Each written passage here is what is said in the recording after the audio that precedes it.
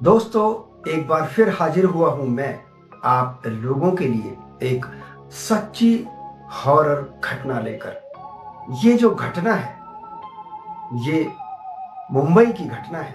इस कहानी को जब आप सुनेंगे तो आपको इस कहानी के अंदर वो एक ट्विस्ट मिलेगा, एक ऐसा रोमांच मिलेगा और एक ऐसा डर पैदा होगा कि आपके शरीर में सिहरन पैदा हो जाएगी। जी हाँ मित्रों, आइए शुरू करते हैं इस कहानी या इस सच्ची घटना को। मित्रों, ये बात है 1990 1991 की। मुंबई के कल्याण इलाके में एक लड़का था जिसका नाम था अतुल। अतुल नाम का ये लड़का एक बहुत अच्छी नामी गिरामी कंपनी में काम किया करता था और अच्छे से अपनी लाइफ को जी रहा था। इसके घर में इसकी एक बहन थी और इसकी माँ थी और पिताजी थे। इस लड़के को जब ये ऑफिस जाता था तो दिन में जो लंच टाइम होता था, 1:30 2 बजे जो भी इनका लंच टाइम था, उस लंच टाइम पे ही अपने ऑफिस से अपनी बिल्डिंग से नीचे उतर कर आता था और नीचे उतर कर कुछ लंच इसे करना होता था या टाइम पास करना होता था तो वहां पे थोड़ा सा घूम लिया करता था आसपास, या कभी चाय वाय पी लेता था। एक दिन इसी तरह से घूमते घूमते लंच टाइम में ये घूम रहा था, देखा कि सामने एक लड़की, बहुत ही खूबसूरत लड़की बैठी हुई है एक बेंच पर। समझ लो, उस लड़की को देखते ही अतुल का उस पर दिल आ गया। अतुल अब उस लड़की को रोज ही देखा करता था, यानी अगले दिन जब वो लंच के टाइम बाहर आया तब भी उसने उस लड़की को देखा। ऐसे करते करते हफ्ते 10 दिन गुजर गए। ये रोज आता और उस लड़की को निहारता, देखता और फिर वापस अपने अपने काम के लिए चला जाता अपने ऑफिस में। लड़की को भी ये पता लग चुका था कि ये मुझे देखता है। बहरहाल धीरे धीरे जब 10-15 दिन हुए तो अतुल ने सोचा कि इस लड़की से बात की जाए। वो किसी बहाने से उस लड़की के पास गया और पास जाकर बोला कि मेरा नाम अतुल है, मैं देखता हूं डेली आप यहां पर आकर बैठती हैं, क्या आप इन्हीं बिल्डिंग्स में से किसी बिल्डिंग में जॉब करती हैं? तो उस लड़की ने मुस्कुराते हुए कहा कि हाँ, मैं सामने वाली बिल्डिंग में जॉब करती हूँ और यह मेरा लंच टाइम होता है, इसलिए मैं यहाँ पर आकर बैठ जाती हूँ थोड़ी देर के लिए। अतुल ने बताया कि वो भी लंच टाइम में नीचे आता है और सामने वाली बिल्डिंग में ही काम करता है। इस तरह से दोनों में थोड़ा परिचय हुआ। फिर 2 या 1 दिन की और मुलाकात हुई। उसके बाद दोनों एक दूसरे के साथ चाय पर भी गए।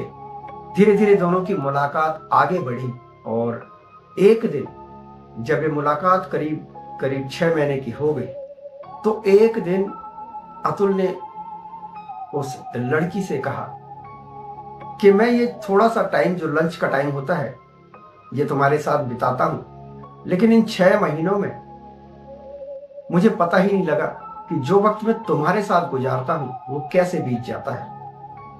और उससे भी बड़ी बात कि जब भी मैं तुम्हारे पास आया, कभी मैं तुम्हारा नाम ही तुमसे नहीं पूछ पाया।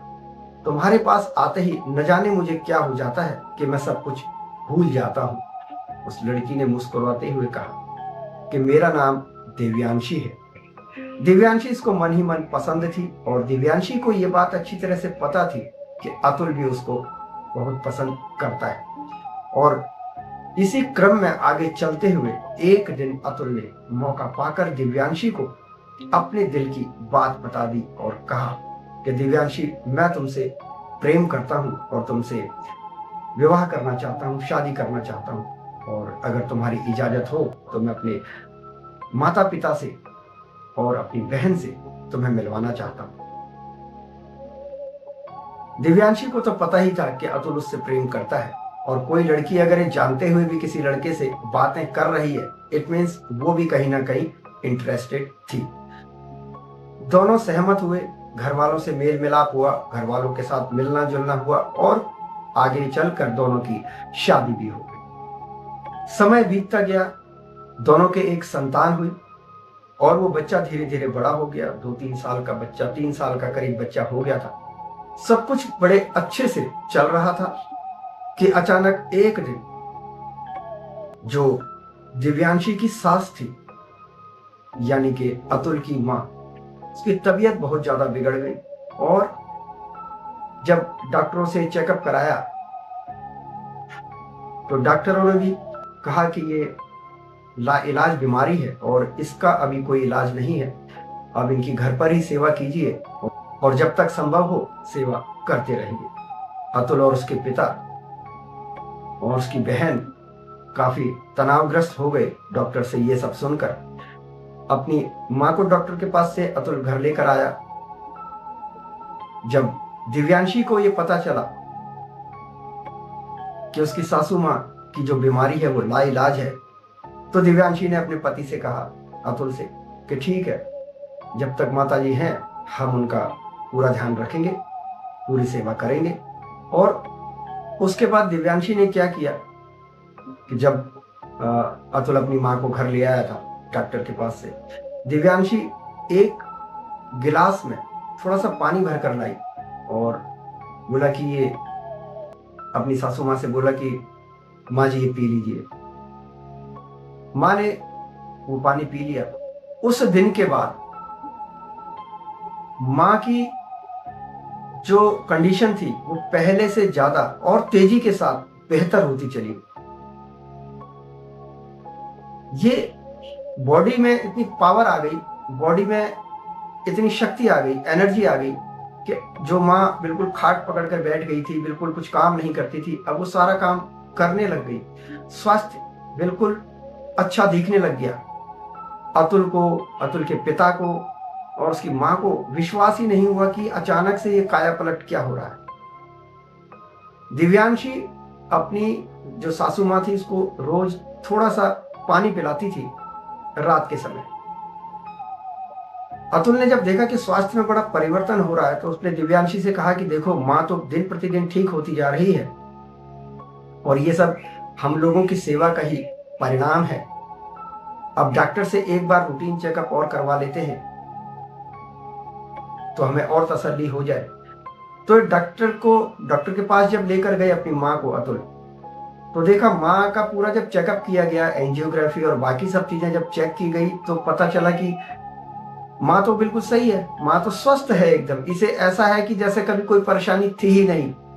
आज से 1.5-2 महीने पहले जो कोई परेशानी थी, अब उस परेशानी का जड़ से नामो निशान नहीं है। डॉक्टर भी आश्चर्यचकित थे, लेकिन अतुल को इस बात की खुशी थी, अतुल के पिता को, अतुल की बहन को इस बात की खुशी थी कि माँ स्वस्थ हो गई है। और दिव्यांशी भी इस बात से बहुत ही प्रसन्न थी। तो घर में एक आयोजन कराया गया इसी खुशी में कि माँ अब स्वस्थ भली चंगी हो गई है। घर में एक आयोजन कराया गया और उस आयोजन में, उस फंक्शन में इनके एक बहुत बड़े सिद्ध पुरोहित थे, पंडित थे, उनको बुलाया गया। जब वो घर में आए और भी रिश्तेदार वगैरह भी घर में आए थे उस फंक्शन में, अड़ोसी पड़ोसी आए थे, सब आए थे। तो जब ये घर में आए, ये पुरोहित, तो घर में कदम रखते ही इन्हें ऐसा लगा कि इस घर में कुछ ऐसी एनर्जी है जो पारलौकिक है, यानी पैरा नॉर्मल है, नॉर्मल नहीं है। और उसके बाद वो सिर्फ ये ढूंढने में लग गए, मतलब बिना किसी को बताए चुपचाप इधर उधर ढूंढते रहे कि आखिर वो शक्ति है कहां।